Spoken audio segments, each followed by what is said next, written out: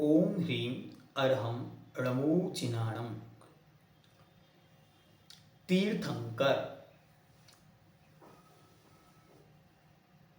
तीर्थं करोति इति तीर्थंकरः, अर्थात धर्म तीर्थ को करने वाले तीर्थंकर होते हैं। धर्म रूपी तीर्थ को जो व्यवस्थित करते हैं, जो आगे बढ़ाते हैं, उनका नाम तीर्थंकर होता है। पिछली क्लास में हमने अच्छी तरह जाना कि तीर्थंकर कोई ईश्वर का अवतार नहीं होते। ये तीर्थंकर तो हम और आपके समान ही जो आत्माएं विशेष पुण्य को संचित करती हैं, सातिशय महान तीर्थंकर प्रकृति को बांधती हैं, वे आत्माएं ही महान शक्ति संपन्न होकर तीर्थंकर बनती हैं। और एक जो काल होता है पूरा, उस एक अवसर्पणी और एक उत्सर्पणी में मात्र 24 ही ऐसी आत्माएं होती हैं जो एक स्थान एक क्षेत्र पर जन्म लेती हैं। आइए इनके विषय में आगे देखते हैं कि इस अवसर्पणी काल में इस जिन शासन की धर्म ध्वजा को जिन्होंने धारण किया और जैन धर्म में स्वयं ने दीक्षा लेके असंख्यात असंख्यात जीवों को जिन शासन का मार्ग प्रकाशित किया, ऐसे कौन तीर्थंकर हुए? तो वर्तमान में 24 तीर्थंकर भगवंत हुए। उनके नाम क्रम से हम देखते हैं। पहले ऋषभनाथ जी, बैल का चिन्ह, जिन्हें हम आदिनाथ जी या वृषभनाथ जी के नाम से भी जानते हैं। दूसरे अजितनाथ जी, हाथी का चिन्ह। तीसरे संभवनाथ जी, घोड़े का चिन्ह। चौथे अभिनंदननाथ जी, बंदर का चिन्ह। पांचवे सुमतिनाथ जी, चकवे का चिन्ह, चकवा। ठीक है, ध्यान से।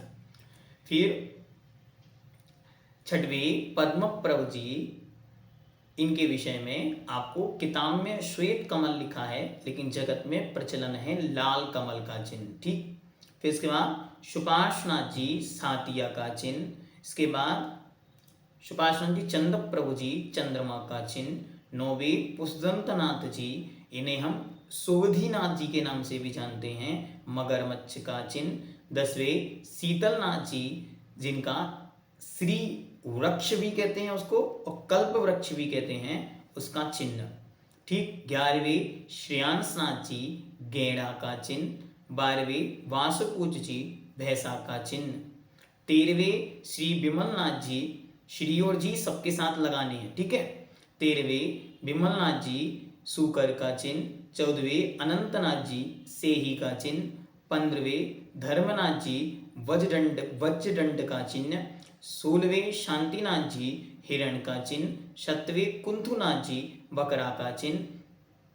18वें अरनाथ जी, या जिन्हें अरयनाथ जी भी कहते हैं, अरनाथ अरयनाथ दोनों नाम मिलते हैं। अरनाथ जी, मछली का चिन्ह। 19वें मल्लीनाथ जी, कलश का चिन्ह। 20वें मुनिशुव्रतनाथ जी, कछुए का चिन्ह। 21वें नमीनाथ जी, कमल का चिन्ह। यहाँ पर भी नील कमल मुख्यता से जानना। ठीक है। फिर 22वें नेमिनाथ जी, शंख का चिन्ह। 23वें पार्श्वनाथ जी, सर्फ का चिन्ह। और 24वें वर्धमान महावीर स्वामी, जिन्हें 5 नामों से हम जानते हैं, वर्धमान, महावीर, शनमती, वीर और अतिवीर। ये 5 नामों को धारण करने वाले अंतिम तीर्थेश वर्तमान शासन नायक भगवान महावीर स्वामी हैं, जिनका चिन्ह है सिंह, शेर। ठीक। इस प्रकार ये 24 तीर्थंकर भगवान हैं। अब यदि आपसे कोई कहे कि आपको 24 तीर्थंकरों के नाम सुनाने हैं, अच्छा तो अब याद तो है नहीं, क्या करें? तो एक बहुत सुंदर पंक्ति जो 24 पूजन में आई है, वो आप याद कर लें, जिससे आपको अच्छी तरह 24 तीर्थंकर भगवान के नाम याद हो जाएंगे।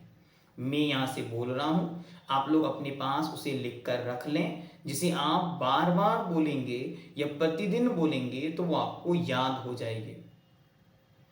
वृषभ अजित संभव अभिनंदन, सुमति पद्म सुपास जिन राज, चंद पोहप शीतल श्रेयांस जिन, वासु पूज पूजत सुर राय। विमल अनंत धर्म जस उज्ज्वल, शांति कुंतु अर मल्ली मनाय। मुनिशो व्रत नमि नेमि पाश प्रभु, वर्धमान पद पुष्प चढ़ाए। वर्धमान पद पुष्प चढ़ाए। इस पंक्ति को सबको याद करना है। ये 4 पंक्तियां आपको अगर याद हो गई तो 24 तीर्थंकर अच्छी तरह याद हो जाएंगे। सबको चाहिए ये पंक्तियां आप स्वयं भी याद करें, अपने बच्चों को भी याद कराएं और एक एक शब्द को निकालकर 24 नाम भी याद करें। वृषभ, अजित, संभव, अभिनंदन, सुमति, पद्म, सुपार्श्व, फिर चंद, फिर पहुप, पहुप मतलब पुष्प, पुष्पदंत, फिर शीतल, श्रेयांश, वासुपूज पूजत सुर राय, अर्थात वासुपूज जो हैं वो देवताओं के द्वारा पूजे जाते हैं। फिर विमल, अनंत, धर्म, जस उज्ज्वल, शांति, अर्थात इनका यश उज्ज्वल है, ऐसे शांति, कुंतु, अर अर्थात अरयनाथ, और मल्ली मनाए अर्थात मल्लीनाथ को मनाते हैं। आगे क्या कहते हैं? मुनि शुभ्रत नमि नेमि पाश और वर्धमान पद पुष्प चढ़ाए, अर्थात इनके चरणों में हम पुष्प को चढ़ाते हैं। तो ये पंक्तियां सबको याद करनी है। हाँ बिल्कुल, एकदम परफेक्टली इसको याद करना है। आज ही इसको नोट डाउन करना है और ये पंक्तियां हम आपको डिस्क्रिप्शन में भी दे देंगे, तो वहां आपको लिखी हुई मिल जाएंगी। बाकी आप सबको इसे अच्छी तरह याद करके और बहुत अच्छी तरह 24 तीर्थंकर के नाम सबको याद होने चाहिए। क्या संकल्प आज हो जाए कि हमको 24 तीर्थंकर भगवंतों के नाम चिन्ह सहित याद करने हैं, ठीक है? वरना कहीं आप वंदना करने जाओ और सामने भगवान जी विराजमान हैं, किसी ने पूछ लिया कौन से भगवान है, तो फिर आप ढूंढते रहो, फिर नहीं मिलेंगे तो लोग क्या कहेंगे, अच्छा आप तो बड़े स्वाध्यायी हो, बहुत पढ़ते लिखते हो, फिर भी ये सब बातें नहीं पता। तो हमारे साथ ऐसा नहीं होना चाहिए। तो क्या करना, हम सबको अच्छी तरह याद करना है और बहुत अच्छी तरह ये भी ध्यान रखें अपने बच्चों को भी याद कराना। अच्छा हमें याद नहीं, हम उनको क्यों कैसे याद कराएं? किताब में से पढ़ पढ़ के याद कराएं, क्योंकि ये परंपरा से चलते जाना चाहिए। हर व्यक्ति को अपने 24 तीर्थंकर भगवंतों के नाम याद होने चाहिए और उनके प्रति हृदय में गौरव की अनुभूति होनी चाहिए। आइए आगे देखते हैं। अब आपके मन में प्रश्न उत्पन्न होगा कि इनके चिन्ह क्यों हैं? तो इनके चिन्ह इनकी पहचान के लिए रखे गए। अर्थात यदि इनकी प्रतिमाएं बना दी जाती और कोई चिन्ह नहीं होता तो कैसे पता चलता ये आदिनाथ भगवान की है कि अजितनाथ भगवान की है? पर ये चिन्ह आए कहाँ से, तो आगे बतलाते। तीर्थंकर का चिन्ह कहाँ दिखता है सबसे पहले? तो कहते हैं तीर्थंकर का चिन्ह दाहिने पैर के अंगूठे में दिखाई देता है। कब दिखाई देता है?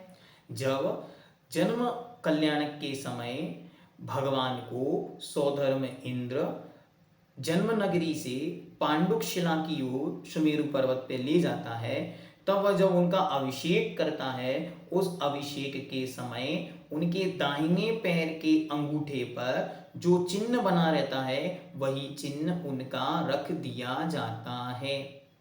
यद्यपि भगवान के शरीर में बहुत सुंदर सुंदर 700 लगभग शुभ चिन्ह बने होते हैं और 1008 लक्षण बने होते हैं, तो इसलिए बहुत सारे लक्षण चिन्ह उनके शरीर पर अंकित हैं, लेकिन फिर भी एक विशेष चिन्ह जो उनके पैर के अंगूठे पर होता है वो उनका चिन्ह रख दिया जाता है।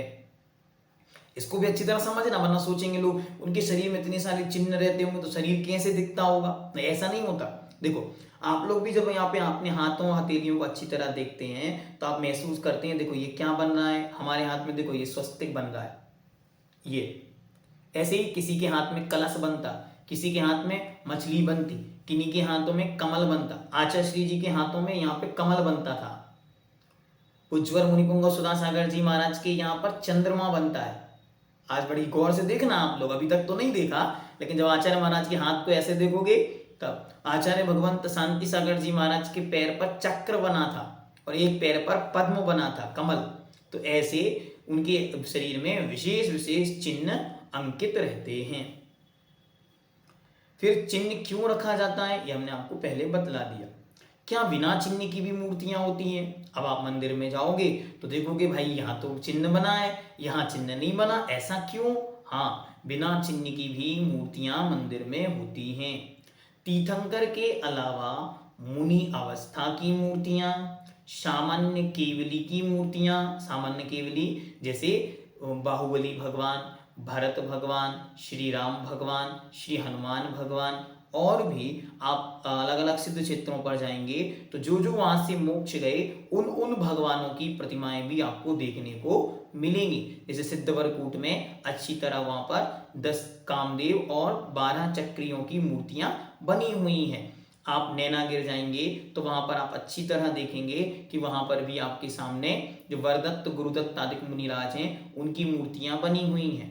आप कुंथलगिरी जाएंगे तो कुंथलगिरी में देशभूषण कुलभूषण महाराज की मूर्तियां बनी हुई हैं।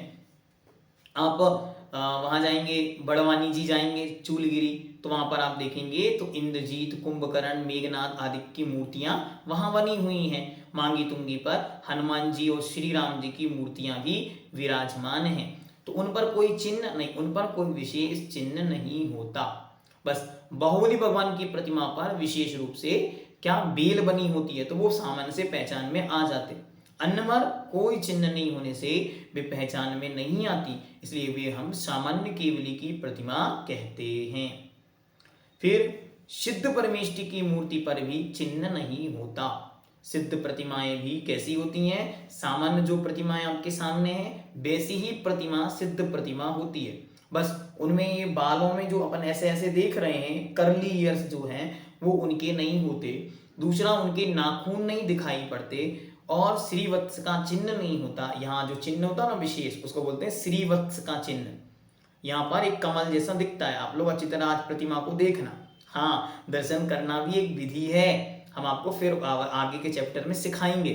तो भगवान के यहाँ पर श्रीवत्स नाम का चिन्ह होता है, एक फूल जैसा होता है, उसको बोलते हैं श्रीवत्स। तो श्रीवत्स का चिन्ह भी उस सिद्ध प्रतिमा में नहीं होता। अब आपके मन में प्रश्न आएगा, हमारे यहाँ तो मंदिर में एक प्रतिमा है जो बीच में से कटी हुई है पुरुषाकार की, फिर वो प्रतिमा क्या है? वो कोई प्रतिमा नहीं है, वह तो केवल सिद्ध भगवान ऐसे होते हैं ऐसा बतलाने के लिए एक आकृति मात्र है। अच्छा, हाँ, पूर्व आचार्यों ने अच्छी तरह सिद्ध प्रतिमा के स्वरूप का वर्णन किया।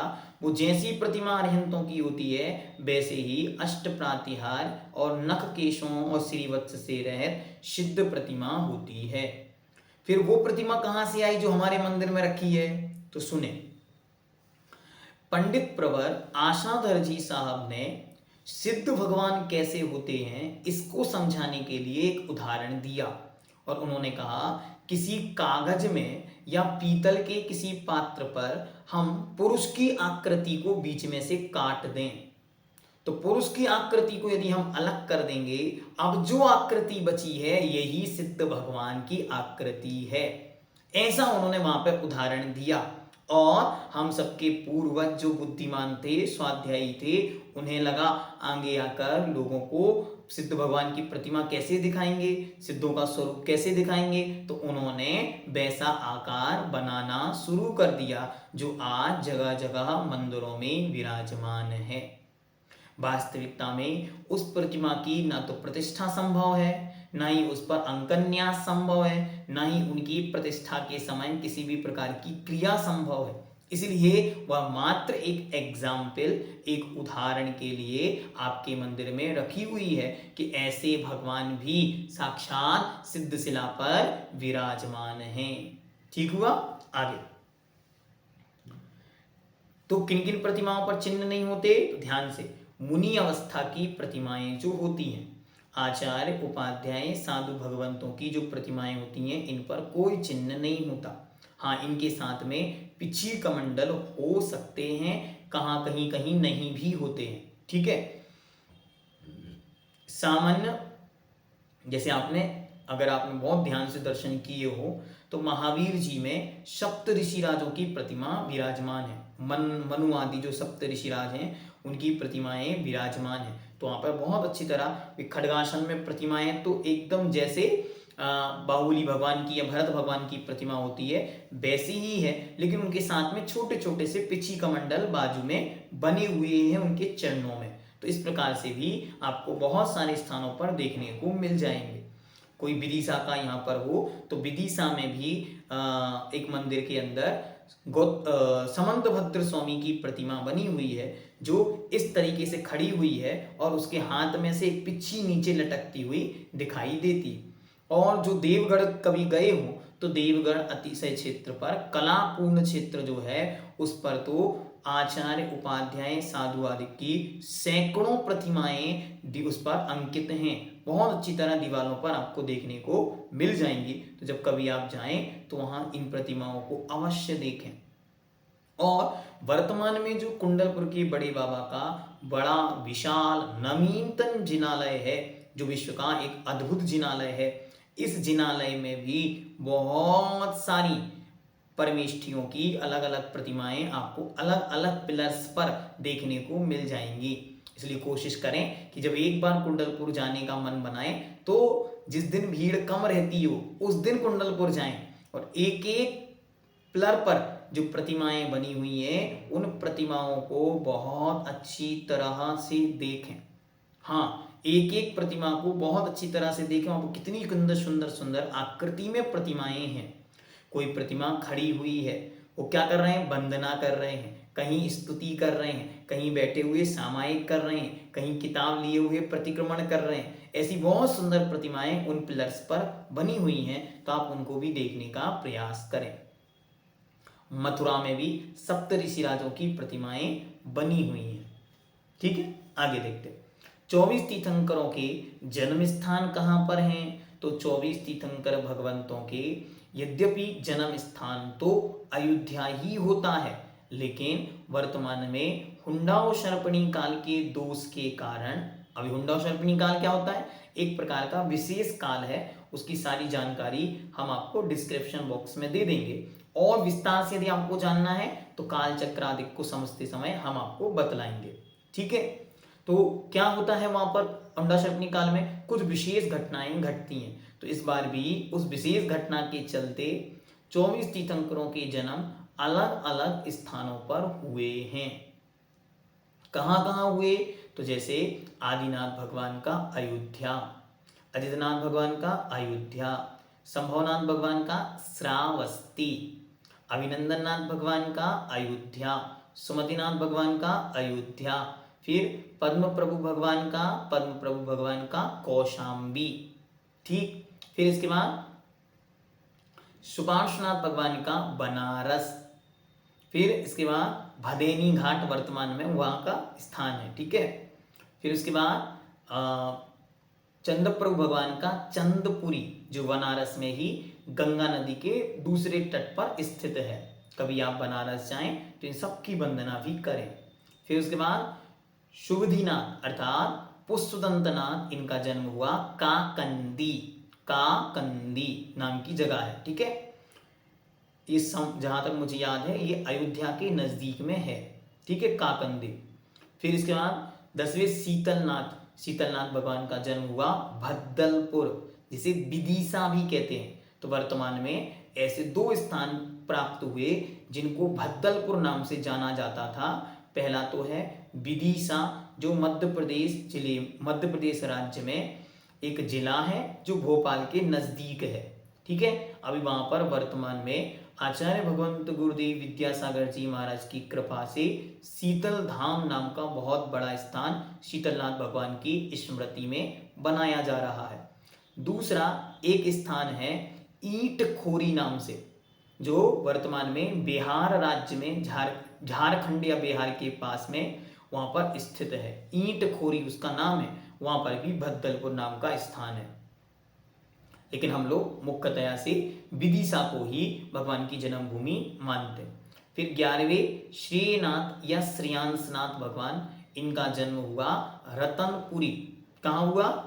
सिंहपुरी या रतनपुरी उसको बोलते हैं, सिंहपुरी, जिसको सारनाथ के नाम से वर्तमान में जाना जाता है, जो बनारस के पास में ही स्थित है। सिंहपुरी, और उसको वर्तमान में बोलते हैं सिंहपुरी को, सारनाथ के पास ही वो स्थित है।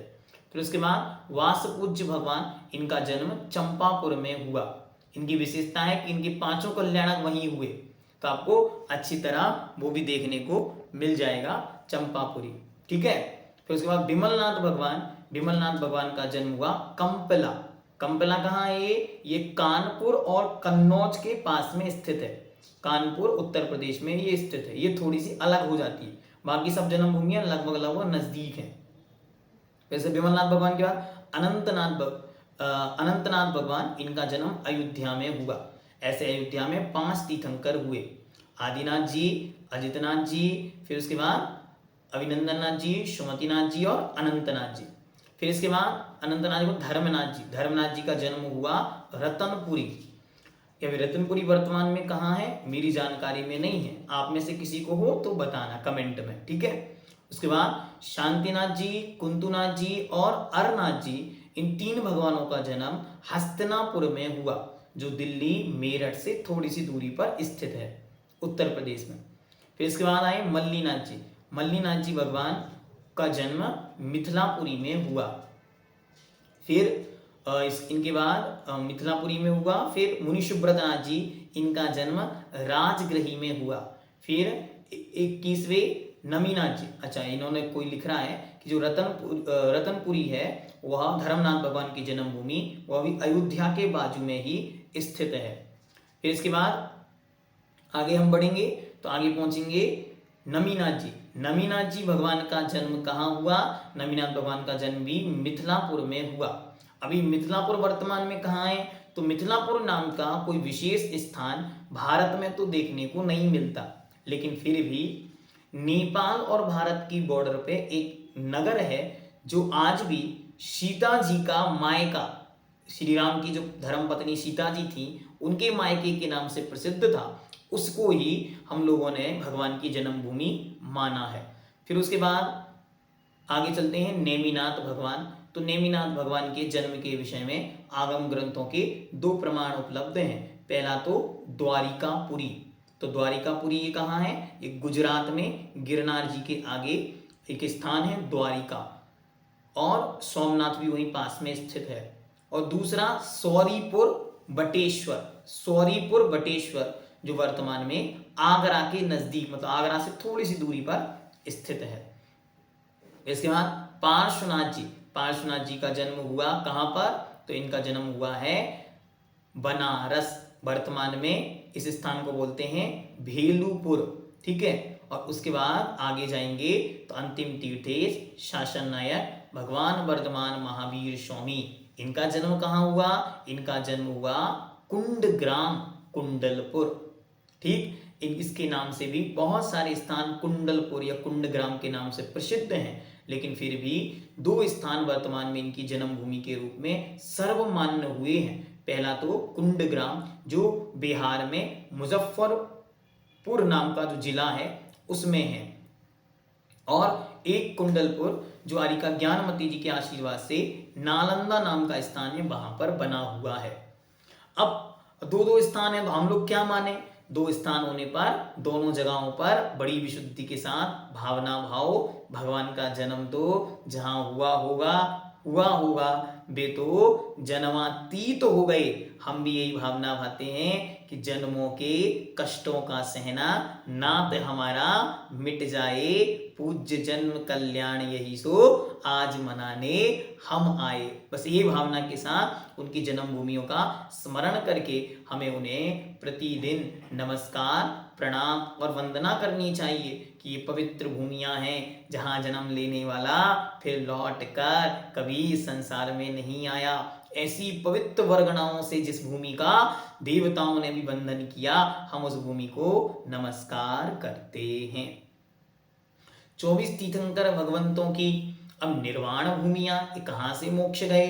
तो निर्वाण भूमियों में भी अच्छी तरह ध्यान रखना है, और ये तो हमें याद ही होने चाहिए। जन्म भूमियां तो फिर भी आप भूल जाओ तो चलेगा, लेकिन निर्वाण भूमियां नहीं भूलना। क्यों? क्योंकि जन्म तो हमने ले लिया है लेकिन निर्वाण अभी तक मिला नहीं, इसलिए निर्वाण की खोज के लिए निर्वाण भूमियों की वंदना सबको करनी ही है।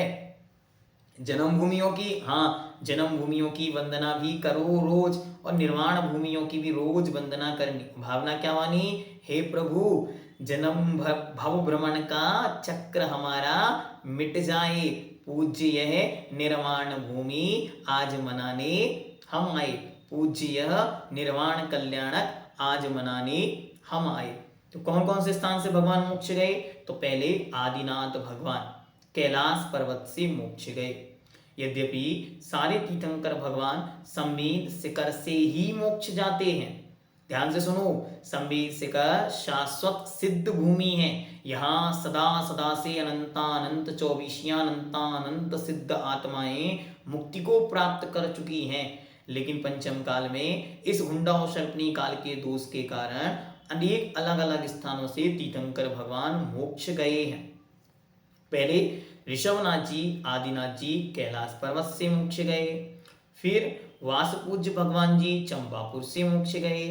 फिर नेमिनाथ भगवान जी गिरनार पर्वत की 5वीं टॉप ऊर्जंत गिरी से मोक्ष गए।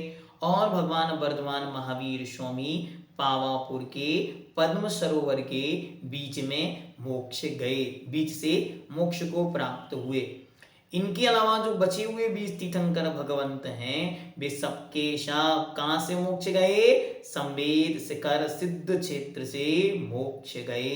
सो हमें निरंतर उस पवित्र संवेद शिखर सिद्ध भूमि की वंदना करते रहना चाहिए और भावना मानी चाहिए कि भव भव के भटकन का नाद हमारा मिट जाए, पूज्य सिद्ध भूमि इसे प्रणाम करने हम आए। ऐसी मंगल भावनाओं से भरकर उस सिद्ध भूमि की निरंतर वंदना पूजन करते रहना चाहिए और जीवन में संकल्प बनाएं कि इन 5 स्थानों की भूमि कैलाश पर्वत जो वर्तमान में बद्री विशाल के नाम से प्रसिद्ध है, दूसरा चंपापुरी जो बिहार राज्य में स्थित है, फिर उसके बाद गिरनार जो ऊर्जंत पर्वत गिरनारगिरी के नाम से गुजरात राज्य में विश्व प्रसिद्ध है, उसके बाद पावापुर जो बिहार राज्य में स्थित है, संवेद शिखर जो झारखंड राज्य में गिरिडीह जिले में स्थित है। इन 5 भूमियों की हमें रोज पूजन वंदना और रोज भक्ति भावना करनी चाहिए और रोज ये प्रार्थना अपने मन में भावना भानी चाहिए कि जीवन में इन 5 स्थानों की वंदना हम सबको करनी ही है। क्या करना? संकल्प पूर्वक इन 5 स्थानों की वंदना हम सबको करनी ही है। अब अंत में कहते हैं ऐसे कोई भगवान जिनके अलग अलग नाम हैं? हाँ, यहाँ पर 3 भगवान ऐसे हैं जिनके अन्य भी नाम हैं। ऋषभनाथ जी का आदिनाथ और वृषभनाथ, पुष्पदंतनाथ भगवान का सुबुधिनाथ और वर्धमान महावीर स्वामी का वीर, महावीर, अतवीर और शनमती, ये नाम हैं। जन्मभूमियां यद्यपि पेपर में नहीं पूछी जाएंगी लेकिन फिर भी सबको याद करनी है, हाँ, जिससे हम उनकी रोज वंदना कर सकें। ये 24 तीर्थंकर भगवान हम सबकी आत्मा में महान विशुद्धि भरें और क्या करें? तो उन्होंने पंक्ति लिखी, भुक्ति मुक्ति दातार 24 जिन राजवर मन वच तन धार जो पूजे सो शिव लहे। अर्थात ये भुक्ति अर्थात भोजन को भी देने वाले हैं, भोगों को भी देने वाले हैं, अंत में मुक्ति को भी देने वाले हैं। ऐसी भक्ति हम रोज करें और 24 तीर्थंकरों के नाम स्मरण करने का हमने शॉर्ट मंत्र आपको यहाँ पे दे दिया, तो सब लोग उसको भी करें और रोज भावना भाएं, प्रार्थना करें और 9 बार इस मंत्र को भी जप सकते। क्या जप सकते? तिथ्यरा में पसियंतु, तिथ्यरा में पसियंतु, तिथ्यरा में पसियंतु। हे तीर्थंकर भगवान मुझ पर प्रसन्न होइए अर्थात मुझ पर कृपा कीजिए। क्या पंक्ति है? तिथ्यरा में पसियंतु। ओम सिद्धम।